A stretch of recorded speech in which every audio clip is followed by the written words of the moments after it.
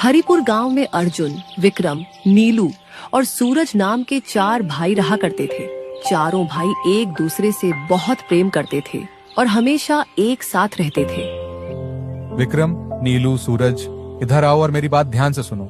बात यह है कि पिताजी अब हमारे बीच नहीं रहे। अब हमें ही एक दूसरे की ढाल बनना होगा और हमेशा मिलजुल कर रहना होगा।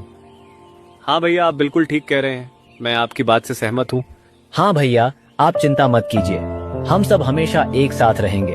अब से आप ही हमारे लिए सब कुछ है। आपकी हर बात मानना हमारा कर्तव्य होगा। तुम सबकी बातें सुनकर मुझे तो बहुत खुशी हुई। हे ऊपर वाले, हम चारों भाइयों का प्यार ऐसे ही सदा बना रहे। चलो अब खेत में चलकर काम करते हैं। अब चारों भाई खेत जाते हैं और कड़ी मेहनत के साथ दिल लगाकर काम करते हैं। इसी बीच गांव में रहने वाली सावित्री नाम की एक औरत उनके पास आती है। अरे ओ अर्जुन, तुम सब इतनी कड़ी धूप में क्या कर रहे हो? काकी, हम तो काम कर रहे हैं, और क्या करेंगे आप बताइए। आप यहाँ कैसे? मैंने तुम चारों के लिए कुछ लड़कियां पसंद की हैं। ये लो, उन लड़कियों की कुछ तस्वीरें। इसमें से जिसे जो पसंद है मुझे बता दो। हाँ हाँ ठीक है काकी। अब अर्जुन अपने भाइयों को तस्वीरें दिखाता है। चारों भाइयों को एक ही लड़की पसंद आती है। काकी, हम चारों भाइयों को तो एक ही लड़की पसंद है। अच्छा, यह तो नंदिनी है। अगर तुम चारों इसी से शादी करना चाहते हो तो मैं इसके माता पिता से तुम सबके रिश्ते की बात करती हूँ। काकी, क्या ऐसा संभव है? हम चारों भाई एक ही लड़की से शादी कर सकते हैं? हाँ, क्यों नहीं।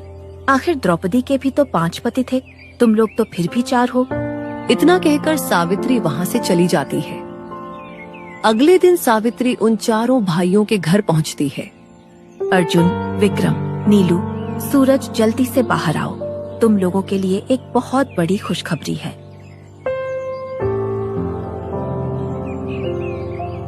अरे क्या हुआ काकी, क्या बात है? नंदिनी के घर वाले शादी के लिए मान गए हैं। वो जल्द से जल्द शादी करना चाहते हैं। मैंने 1 हफ्ते बाद का मुहूर्त निकलवाया है। अब तुम लोग जल्दी से शादी की तैयारी कर लो। ठीक है काकी, जैसा आप कहें। अब 1 हफ्ते बाद चारों भाइयों की शादी नंदिनी से हो जाती है। हाँ तो नंदिनी, अब तुम हम चारों भाइयों की पत्नी हो। हम चारों भाई वचन देते हैं कि तुम्हें कभी कोई कष्ट नहीं पहुंचने देंगे।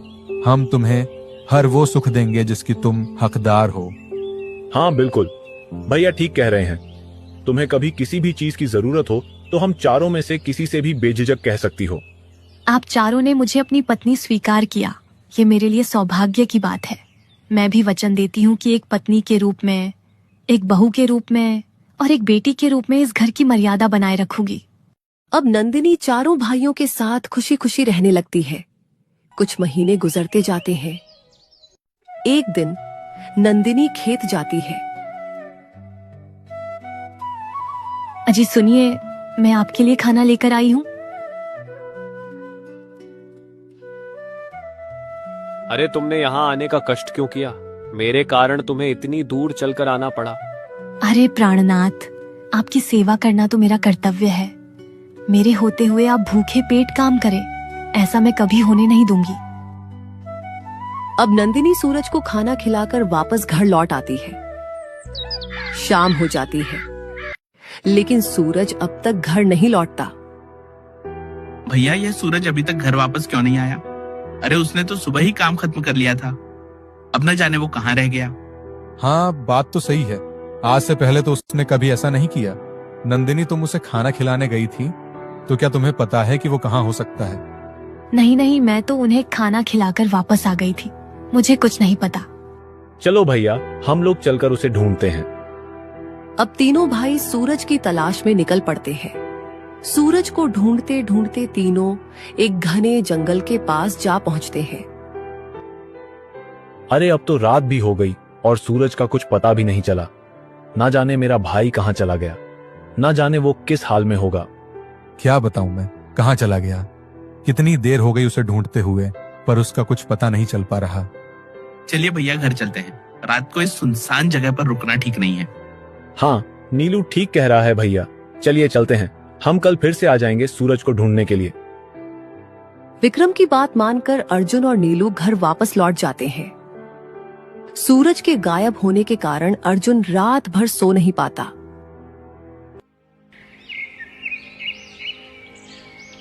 नीलू सुनो, तुम नंदिनी के पास रुको और मैं और विक्रम सूरज को ढूंढने जाते हैं, ठीक है?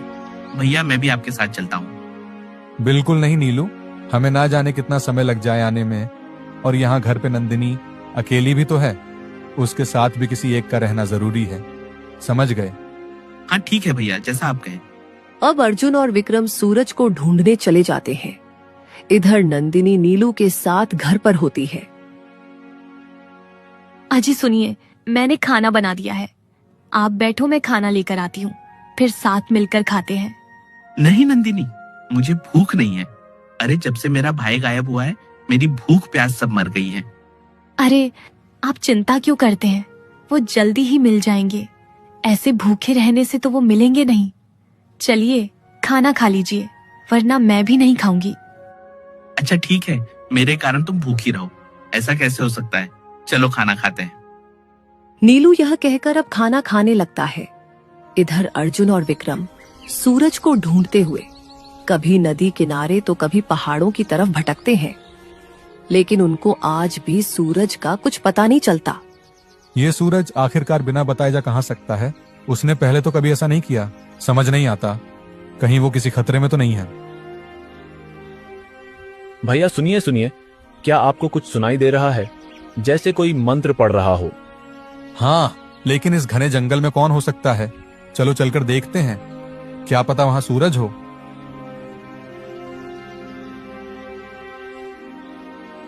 अर्जुन और विक्रम पास जाकर देखते हैं तो पेड़ के नीचे एक अघोरी तपस्या कर रहा होता है।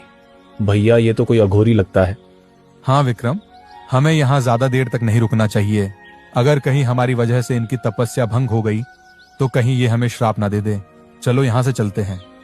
अर्जुन और विक्रम जैसे ही वापसी के लिए अपने कदम बढ़ाते हैं, उनके कदमों की आहट से अघोरी की आंख खुल जाती है। रुक जाओ, तुम दोनों यहाँ इस जंगल में क्यों भटक रहे हो? क्या तुम लोगों को कोई परेशानी है? अर्जुन अघोरी को सारी बात बताता है। तुम्हारा भाई कहीं गया नहीं, बल्कि उसे कैद किया गया है। कैद किया है? पर अघोरी महाराज ऐसा कौन कर सकता है? हमारी तो किसी से दुश्मनी भी नहीं है।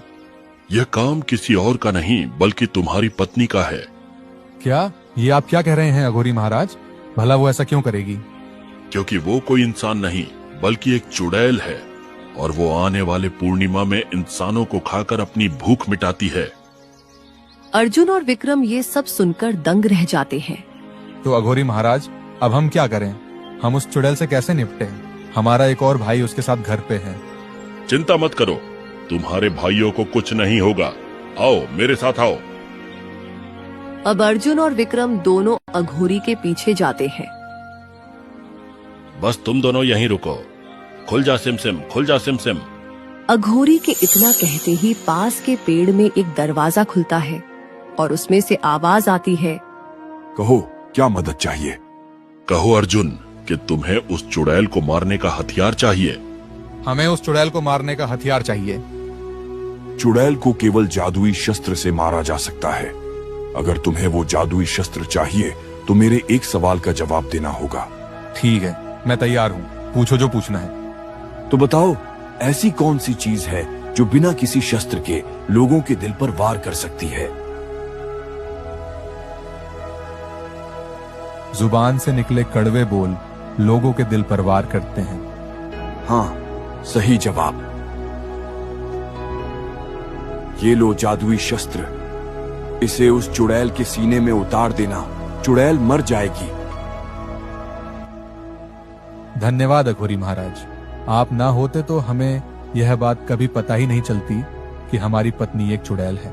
कोई बात नहीं बच्चा, अब तुम लोग जाओ और अपने भाई को बचाओ। जाओ। परंतु अघोरी महाराज, हमारा भाई सूरज, अब वो हमें कैसे मिलेगा? रात के आधे पहर को चुड़ैल अपने घर जाती है, उसी समय तुम लोगों को उसका पीछा करना होगा। तुम्हारा भाई तुम्हें उसी के घर पे मिलेगा। अब जाओ। हम समझ गए अघोरी महाराज, अब हमें आप आशीर्वाद दीजिए। अर्जुन और विक्रम वापस घर लौट आते हैं। अजी मैं तो लुट गई, बर्बाद हो गई। नीलू भी सूरज की तरह गायब हो गए हैं। क्या? नीलू गायब हो गया? ठीक है, तुम चिंता मत करो, सब ठीक हो जाएगा। हम दोनों अपने भाइयों को जरूर ढूंढ निकालेंगे, निश्चिंत रहो। अर्जुन और विक्रम नंदिनी की चाल को समझ गए थे। अब उन्हें इंतजार था तो बस आधी रात का।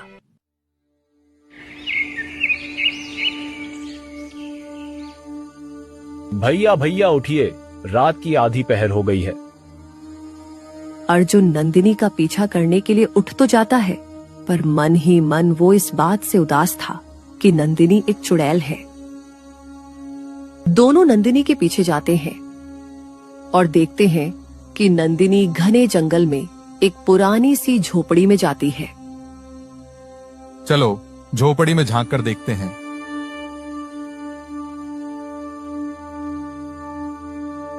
जैसे ही दोनों झोपड़ी में झांक कर देखते हैं तो नंदिनी का असली रूप उन्हें नजर आता है।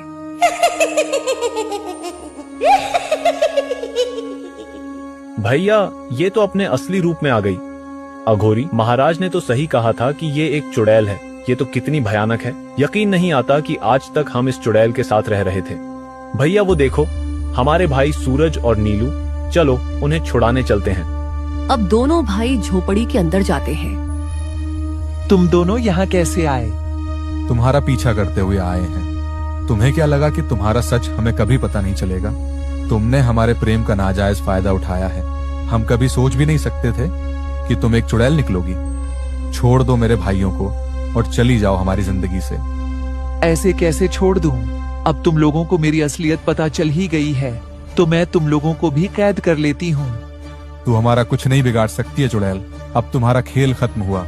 अब तुम्हारा अंतिम समय आ गया है। तुम मामूली इंसान मेरा कुछ नहीं बिगाड़ सकते। चुड़ैल यह कहकर अब अर्जुन पर अपनी शक्तियों से वार करने लगती है। अर्जुन चुड़ैल के वार से बचते हुए उसके पास जाता है। भैया ये लो जादुई शस्त्र और मार दो इस चुड़ैल को। अर्जुन बिना देरी किए जादुई शस्त्र चुड़ैल के सीने में उतार देता है। शस्त्र लगने से चुड़ैल तुरंत मर जाती है।